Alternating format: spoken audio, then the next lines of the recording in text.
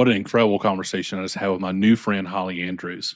We talked about her time at the NSA just a little bit.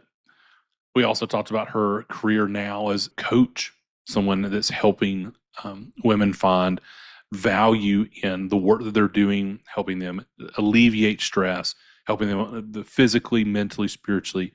I am so excited for you to hear from my new friend, Holly. Welcome to the Family Table. I'm Matthew Eford.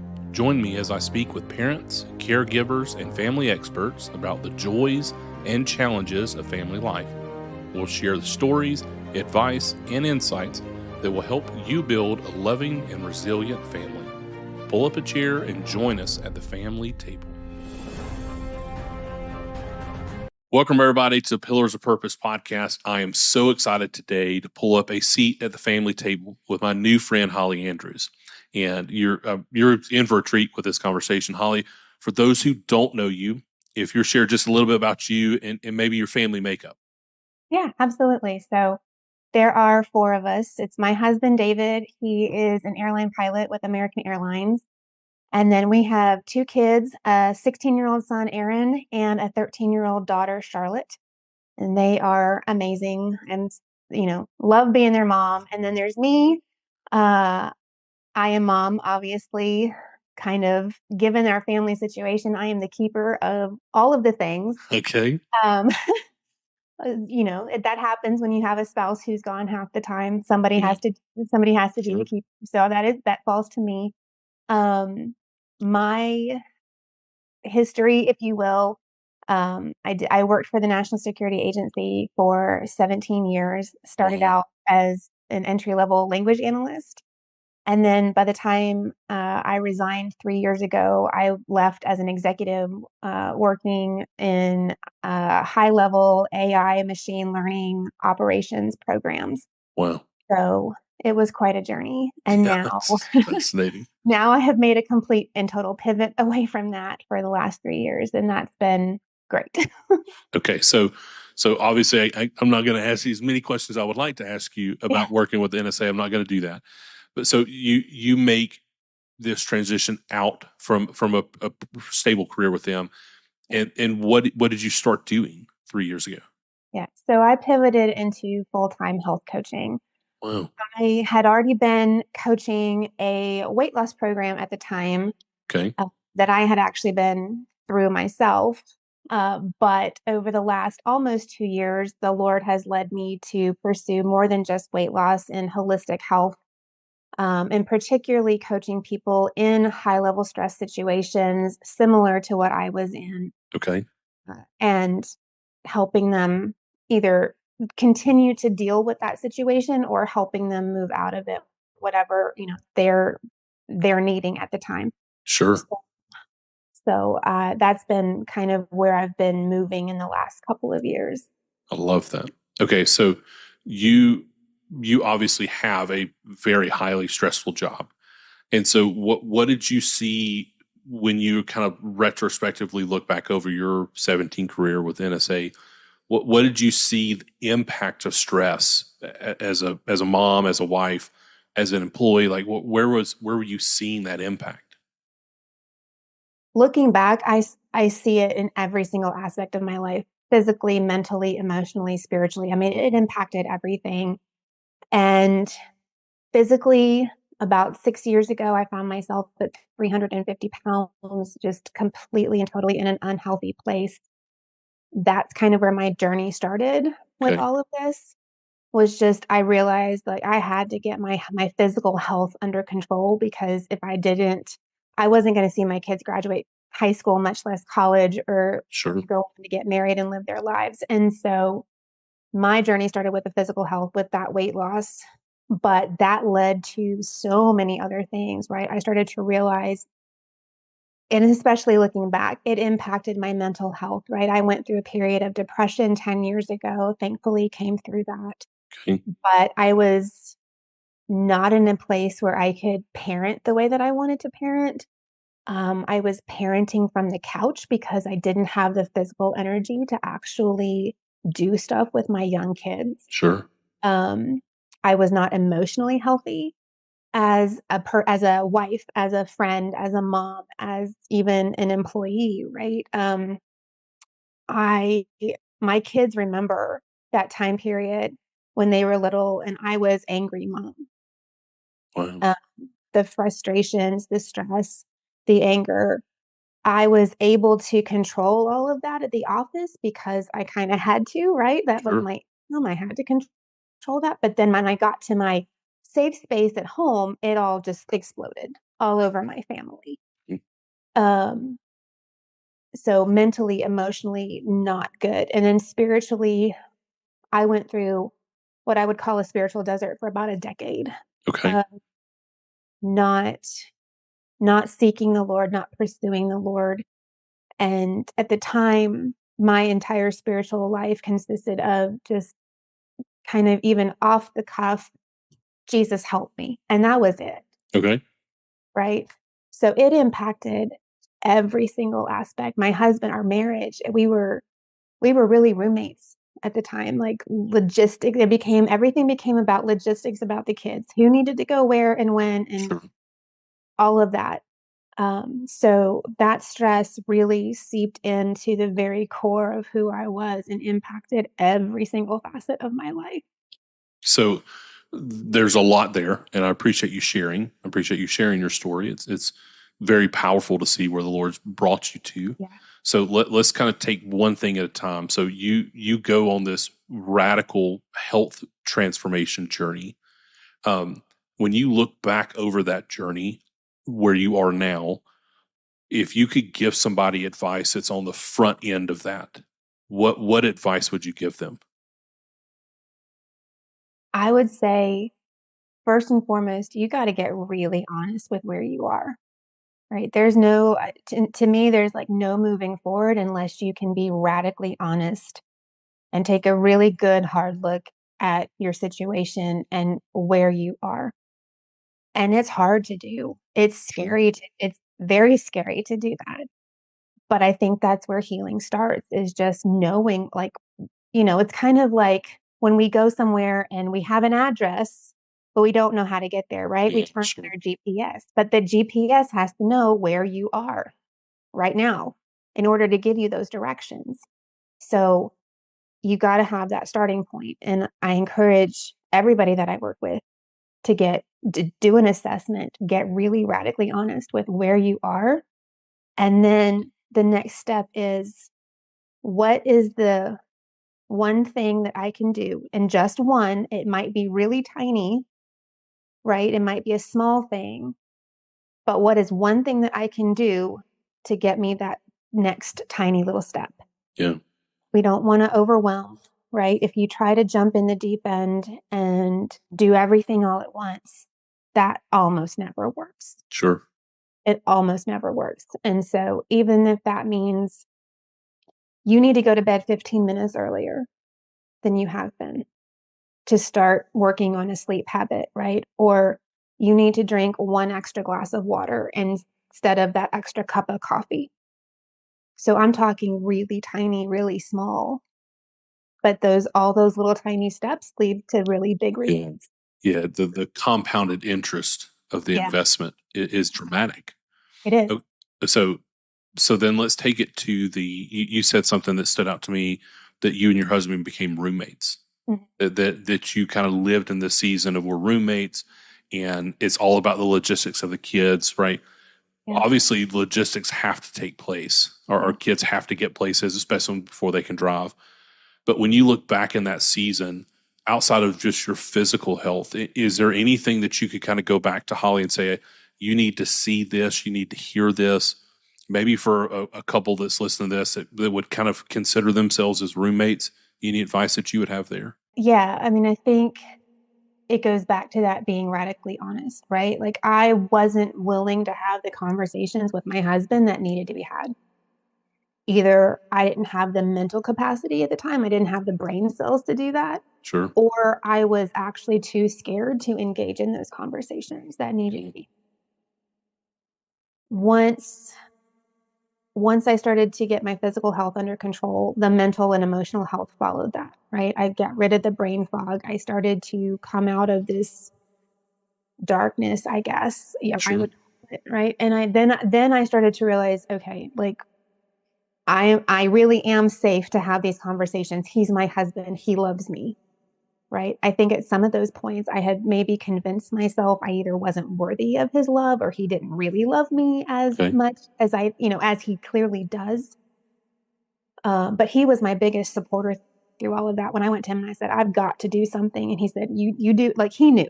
He Yeah. absolutely knew. You do what you need to do because the situation was not sustainable.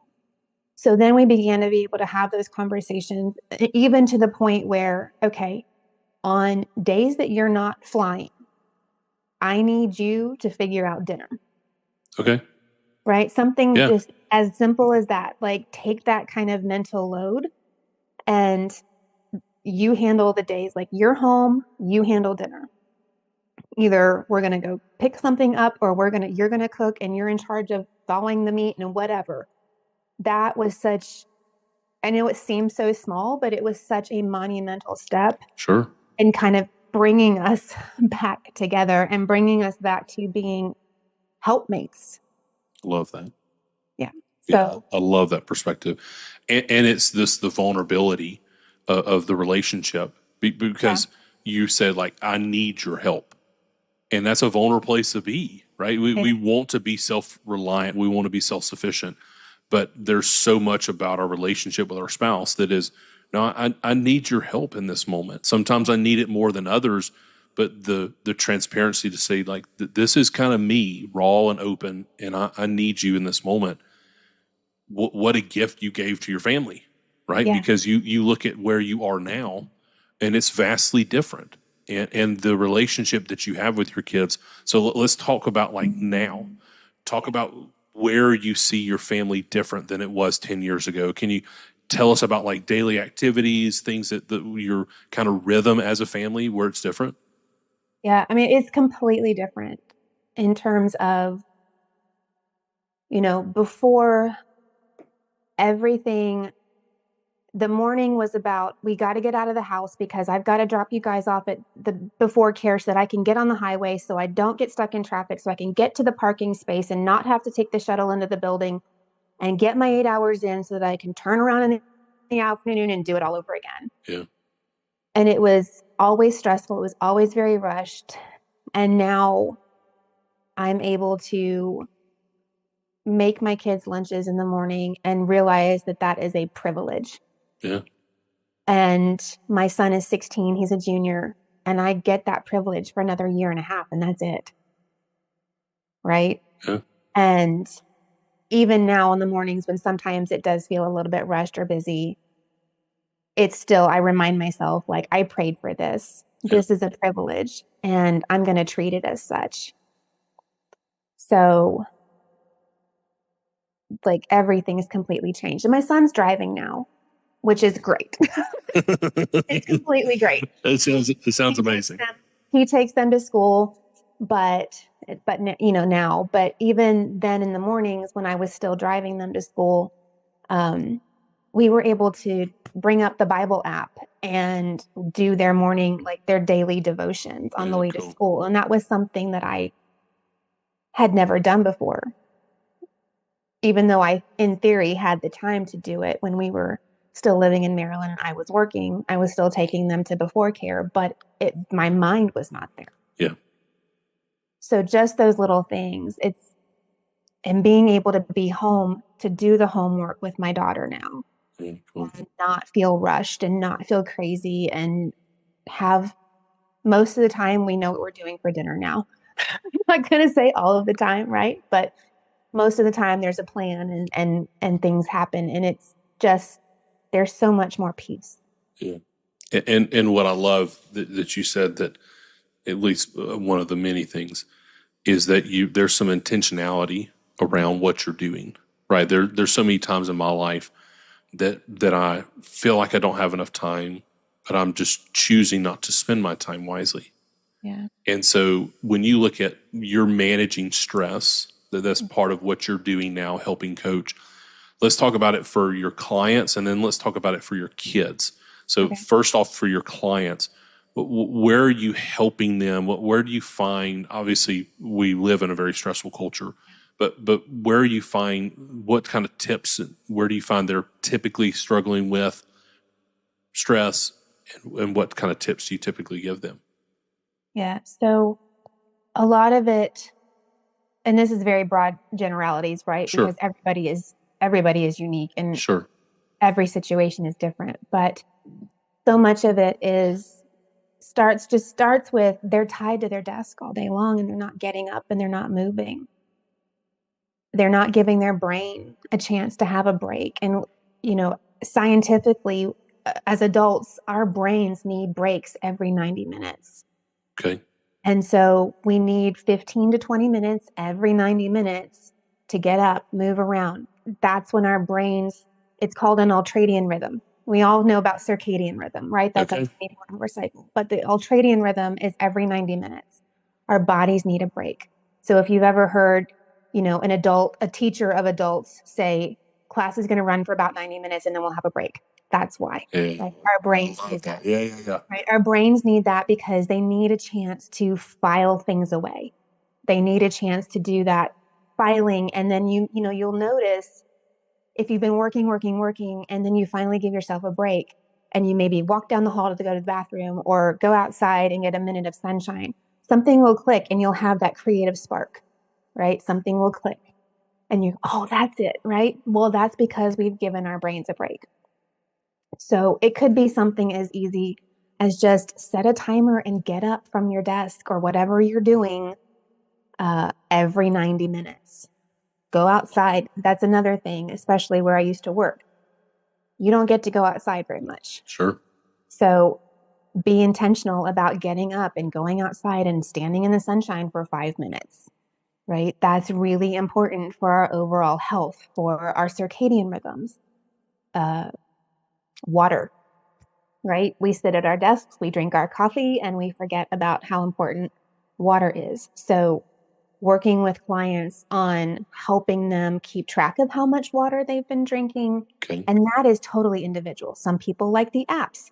Some people like to put hairbands around their water bottle and move them from like their wrist to their water bottle or back and forth. So they know, okay, I've had one bottle, two bottles, three, whatever. I like that. Um, so little it's those little tweaks that I help them discover that it's really coming from inside them, but I lead them to those Sure, conclusions. And when it comes from inside of them, that's when they have those aha moments. And that's when I know that that is something that's going to help them and it's going to yes, for the long. yeah.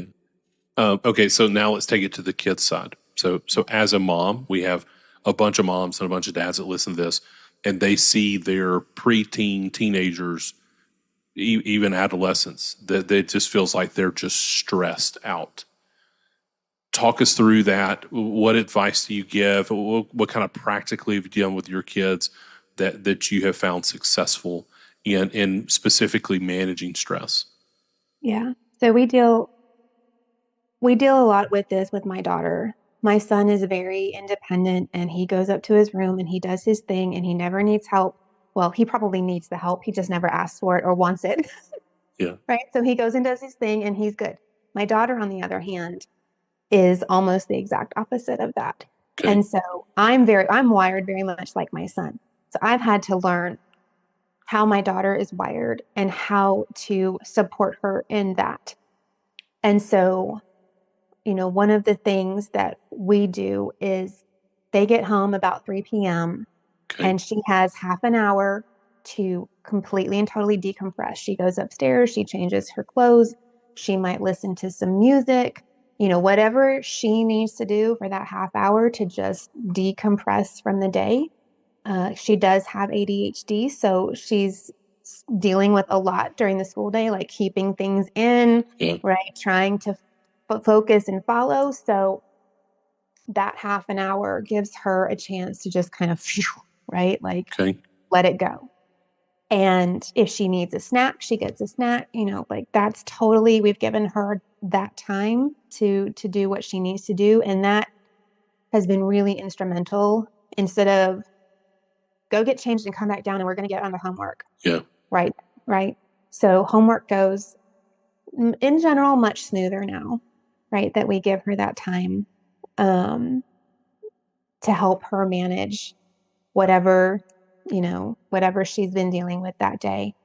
Sometimes it's, if I can tell she's had a particularly overwhelming day or whatever, we'll let her have that half hour and then we'll sit down and I'm like, tell me about your day, right? Because if I don't understand what she's been through that day, then I'm not going to manage the homework situation well, right? Do I need to give her extra breaks during the homework? Sure. Do we need to, and then do we need to start with the easiest homework first, like, the lowest hanging fruit, or Sure. should we go ahead and tackle maybe a bigger thing?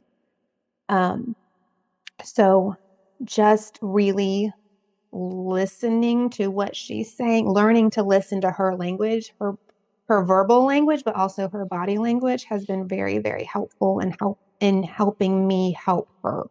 Love that.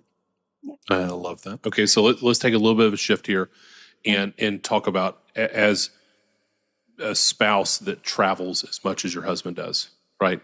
Um, that's very unique. But we do have a lot of people that listen to this that one of the two spouse that they do travel. Sometimes is not near as much as your husband, but sometimes as much as your husband.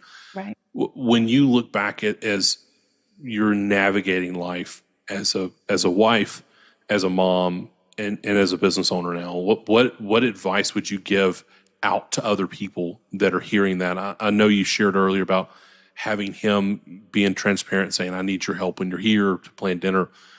Is there anything else that you found for the rhythm of your family that you feel like is kind of revolutionary, at least to success within your family unit, that you would like to share?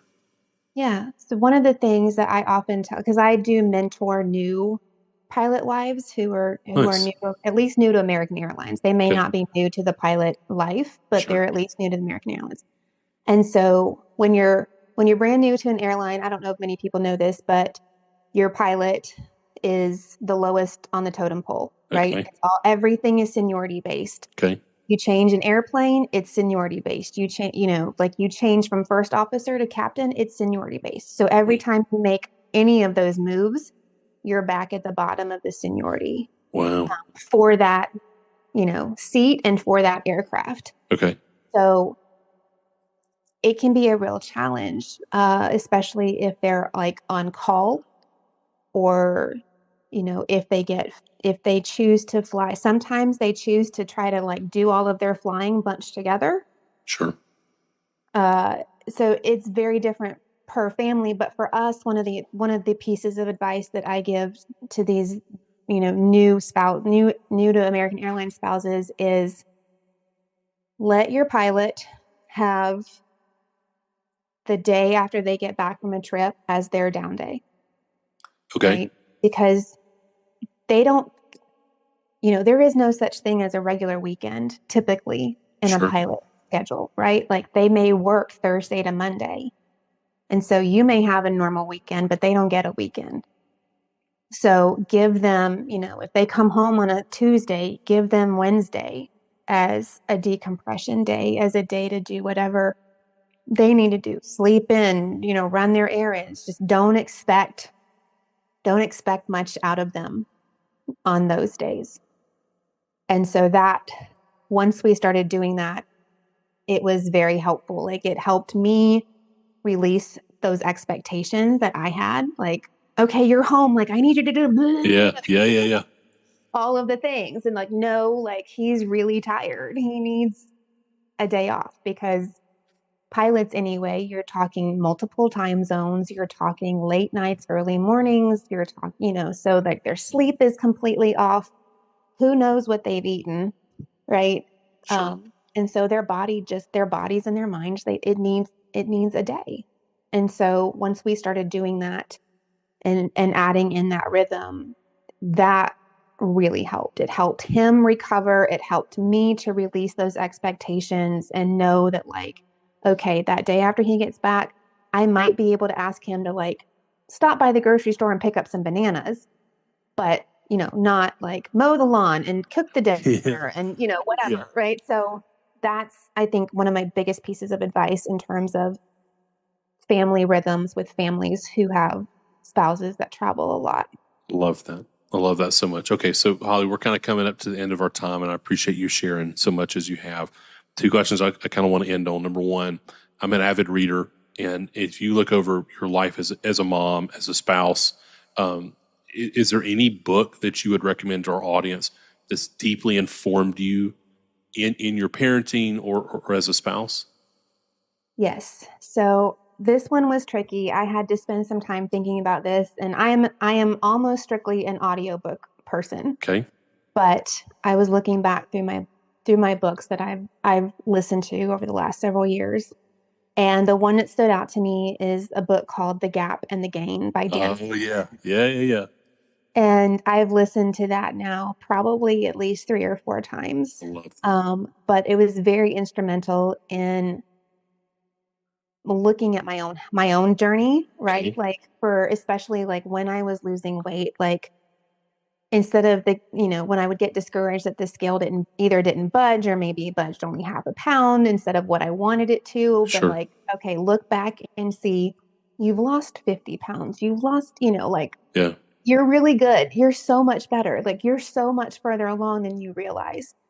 And then, using that with my kids too, like, okay, yes, we may still be struggling with XYZ, but Sure. we're no longer struggling with, 1, 2, 3. Like Yeah. What a we've fantastic we're point. past Yeah. that, right? Like, look how far you've come. So I love that book. That is such a fantastic perspective, especially in parenting and as a spouse, but even on our own personal journeys, right? Yeah. That we see this for those who haven't read the book, we see this thing that we're wanting, and we focus normally when we don't make it on the gap of that we didn't How make, far we've got to go. Yeah. how far we've got to go instead of how far we've come. Yeah. And what an incredible perspective to take into parenting when we look at our children with fresh eyes to say, instead of I'm going to focus on how far you've still got to go, I'm going to celebrate how far you've come. I love that perspective. Okay, so let's kind of end on this. When you look at like your family traditions, I love to hear people's traditions. Is there anything specifically that you're hoping to pass on to your kids outside of your faith that's Yeah. like a core memory or family tradition or just kind of this is a core value of our family that you're hoping to pass on to the next generation? Yes.